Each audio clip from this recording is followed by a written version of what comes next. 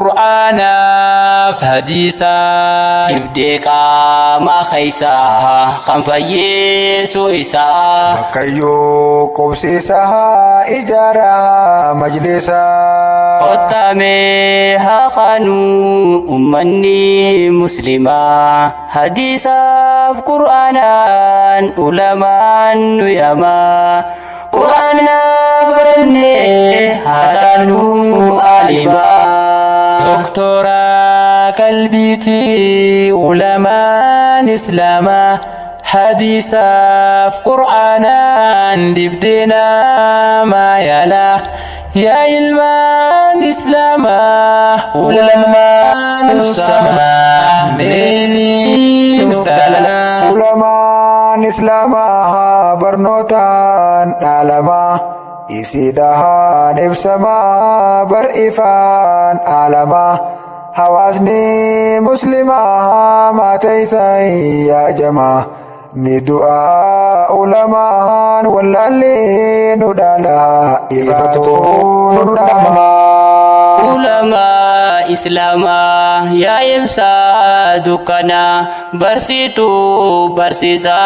barnota islama dakati ibsada ya ilman islama wallalli dukuba jani ulaman bairisi umama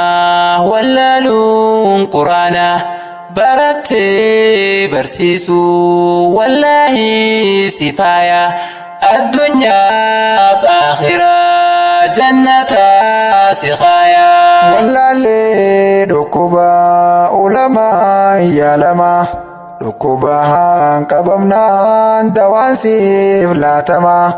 دكوبني هندنو برني ولا نما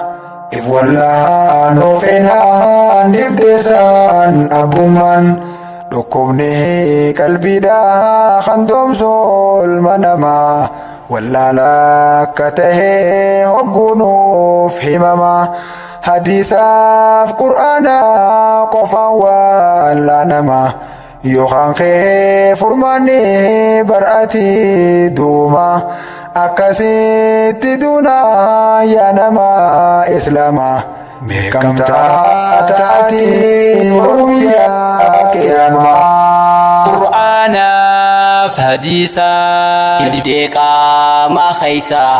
kan fayyeessu isaa bakkayyoo qubsiisaa ijaara majlisa milki mana lama badasa alama kan guyyaa qiyama qur'aana qabadda ya ilman islama ya qur'aana rabbi daawiti mu'mina سقيسات فلالا أمني إسلاما سبرون أركما صدركان علما من قدي تغاري خانقيا كياما ميخوتا كبدا أمني إسلاما سيف المس باسا برازا بهما جاني نوفي من إرقما الرحمن حجة لك أو عليك جاني قرآنا قبجهم برملكي تيسني إسقال لكمنا والله قويتني ميغوتا بردا ديرا في دلاني تكاب قدان هندي خادان حفيني حواسا برسيسا إسيني شيكوني خيركم يتدعى ججنا بذيني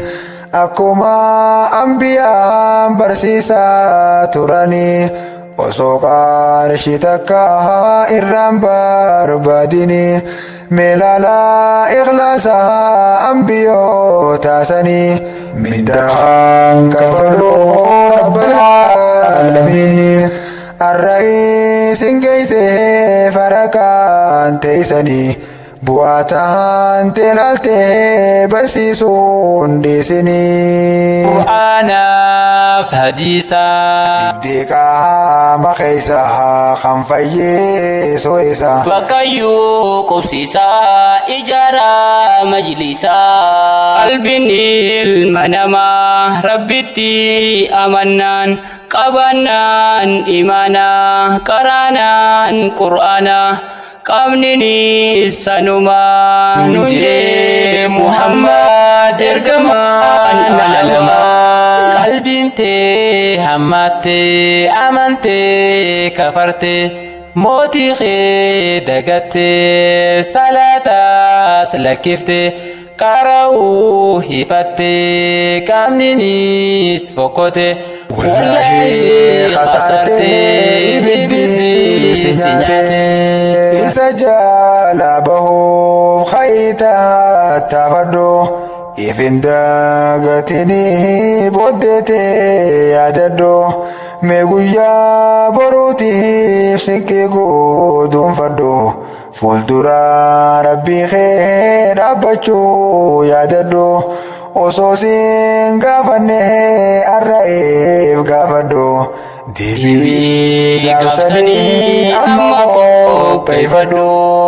Qur'aana hadiisa Dibdeeqaa maqeessa kan fayyeesoo isaa. Bakkayyuu qubsiisa ijaara majlisa.